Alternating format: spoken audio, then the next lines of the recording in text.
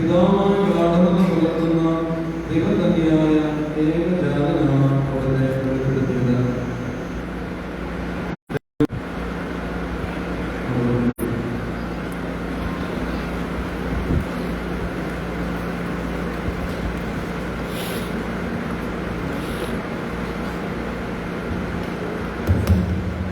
ഇവിടെ ആമുഖ സന്ദേശം നൽകാനായിട്ട് അതിരൂപതയുടെ സെക്രട്ടറി ബഹുമാനപ്പെട്ട ജസ്റ്റിൻ ജോണിനെ ക്ഷണിക്കുന്നു.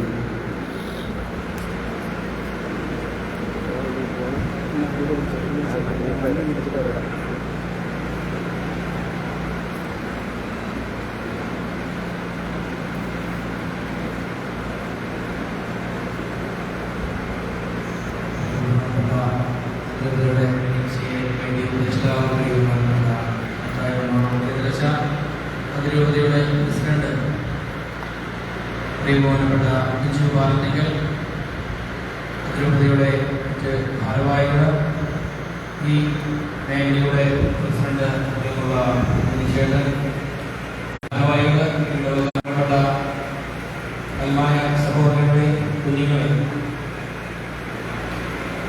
10 വർഷവുമായി ബന്ധപ്പെട്ടുകൊണ്ട് നൽകിയ അതിരൂപതാ സമിതിയുടെ ആദ്യ കർമ്മപദ്ധതിയാണ് നമ്മുടെ 133 ദേവാലയങ്ങളിലൂടെയും വചനവുമായി കടന്നു ചെല്ലുക, വചനം പ്രഘോഷിക്കുക എന്നുള്ളത്. നിങ്ങളുടെ ഓരോരുത്തരുടെയും പ്രാർത്ഥന ആദ്യം തന്നെ ആവശ്യപ്പെടുകയാണ്. കാരണം നമ്മുടെ വിരണ മേഖലയിൽ നിന്നും ഏതാനും നിമിഷങ്ങൾക്ക് മുൻപാണ് നമ്മുടെ ആലപ്പുഴ ദേവാലയത്തിൽ നിന്ന് ഈ ബൈബിൾ പ്രദക്ഷിണം, ഈ വചനയാത്ര തിരുവല്ലാതിരൂപതയുടെ മുഖ്യ വികാരി ജനറാൾ ബഹുമാനപ്പെട്ട ഐസക് പറമ്പലച്ചൻ അനുഗ്രഹിച്ച് ആശീർവദിച്ച് ഇങ്ങോട്ട് തന്നുവിട്ടിരിക്കുന്നത്. നമ്മൾ ഈ കടന്നു ചെല്ലുന്ന ഓരോ ദേവാലയങ്ങളിലും ഈ നാടിനും ഈ നാട്ടുകാർക്കും വേണ്ടി പ്രാർത്ഥിച്ചുകൊണ്ടാണ് നമുക്ക് ഈ കടന്നു വന്ന വഴിയിൽ ഈ കൂടെ ബഹുമാനപ്പെട്ട അച്ഛൻ്റെ കൂടെ വാഹനത്തിൽ ആയിരുന്നപ്പോൾ നമുക്കറിയാം, നമ്മൾ വണ്ടിയിലിരുന്ന് കുറേ സമയമൊക്കെ എന്തെങ്കിലുമൊക്കെ വായിക്കുകയാണെന്നുണ്ടെങ്കിൽ നമുക്ക് കണ്ണിന് ബുദ്ധിമുട്ട് വരും, അല്ലെങ്കിൽ നമുക്ക് വൊമിറ്റ് ചെയ്യാനുള്ള ഒരു ടെൻഡൻസിയൊക്കെ ഉണ്ടാകുന്നതാണ്. പക്ഷേ ആ ദേവാലയം മുതൽ ഇവിടെ വരെ ബഹുമാനപ്പെട്ട അച്ഛൻ വചനം ഉറക്കെ വായിച്ചുകൊണ്ടാണ് ഇപ്പോഴും കടന്നു വന്നുകൊണ്ടിരിക്കുന്നത്. അപ്പോൾ നമുക്ക് വലിയ അനുഗ്രഹമാണ്. കാരണം അങ്ങനെയൊക്കെ നമ്മൾ ചെയ്യുമ്പോൾ നമുക്കറിയാം, നമ്മൾ സന്ധ്യാപ്രാർത്ഥനയുടെ സമയത്ത് എല്ലാവർക്കും ഒക്കെ ഒത്തിരി തിരക്കുള്ളതാണ്. പേരിന് വേണ്ടി പ്രാർത്ഥിക്കുകയും അല്ലെങ്കിൽ പേരിന് വേണ്ടി വചനം വായിക്കുകയും ഒക്കെ ചെയ്യുന്ന ഒരു കാലഘട്ടത്തിലൂടെയാണ് നാം കടന്നു പോകുന്നത്. പ്രാർത്ഥനയ്ക്ക് മാത്രം പുറകോട്ട് നമ്മൾ സമയം വെക്കും, മറ്റു കാര്യങ്ങൾക്കെല്ലാം മുൻപോട്ടും അല്ലെങ്കിൽ കൂടുതൽ സമയങ്ങളൊക്കെയും വെച്ചുകൊണ്ട് കടന്നു പോകുന്നത്. അപ്പോൾ എനിക്ക് ഈ അവസരത്തിൽ പറയുവാനായിട്ടുള്ളത്, പ്രാർത്ഥന ഒന്നുകൂടെ മാത്രമാണ്. നമുക്കറിയാം, നമുക്ക് നമ്മുടെ കേരളത്തിലാണ് ജീവിക്കുന്നത്. ഇവിടെ നമുക്ക് ജീവിക്കുന്നത് കൊണ്ട് നമുക്ക് ഇഷ്ടമുള്ളപ്പോൾ നമുക്ക് പള്ളിയിൽ പോകാം, ഇഷ്ടമുള്ളപ്പോൾ പ്രാർത്ഥിക്കാം. അങ്ങനെയുള്ള നല്ല ഒരു അന്തരീക്ഷത്തിലാണ് നമ്മൾ ഇവിടെ ആയിരിക്കുന്നത്. നമുക്കറിയാം, നമ്മുടെ മറ്റ് സംസ്ഥാനങ്ങൾ, നമ്മുടെ വിശ്വവിദ്യാലയങ്ങളൊക്കെ നമ്മൾ ഓരോ സമയവും നമ്മൾ കണ്ടുപോകുന്നത് അവിടെ എങ്ങനെ അവിടെ നമുക്ക് പണ്ട് പ്രാർത്ഥിക്കും, ഉച്ചത്തിൽ പ്രാർത്ഥിക്കുവാനായിട്ടോ അല്ലെങ്കിൽ ഒരുമിച്ച് പള്ളിയിൽ പോകുവാനോ ഒന്നും തന്നെ അവർക്ക് സാധിക്കത്തില്ല.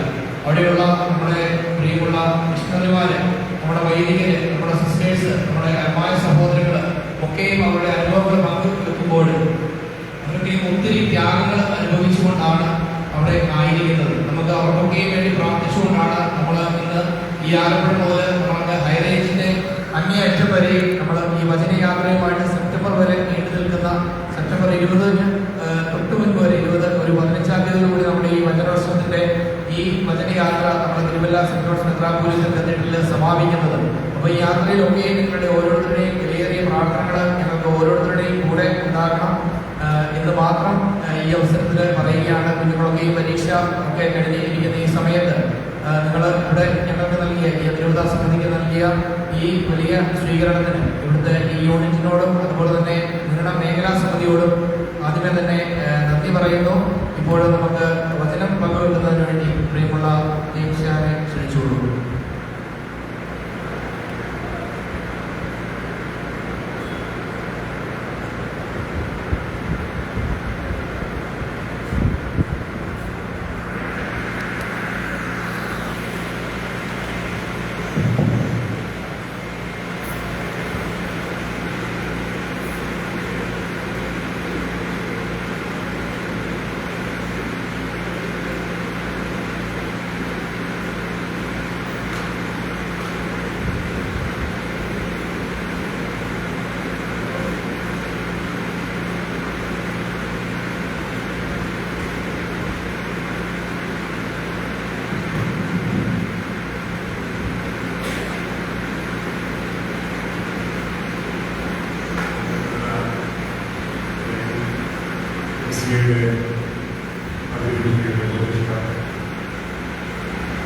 നമ്മുടെ എച്ചിയുടെ അതിരൂപതയുടെ പ്രസിഡന്റ്,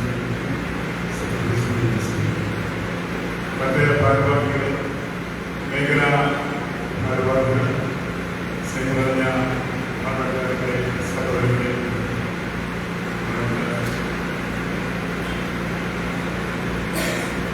മലങ്കര കത്തോലിക്ക സഭയുടെ പുനരൈക്യത്തിന്റെ ശതാബ്ദിയുടെ നിറവിലേക്ക് നാം എത്തിച്ചത്